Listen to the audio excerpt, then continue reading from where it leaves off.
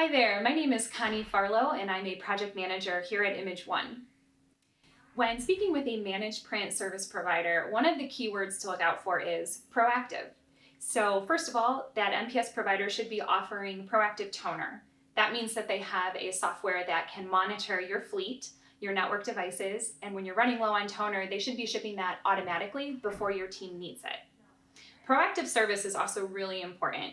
So having a tech team that will come out on a regular basis, inspect and clean your devices and prevent them from going down to begin with.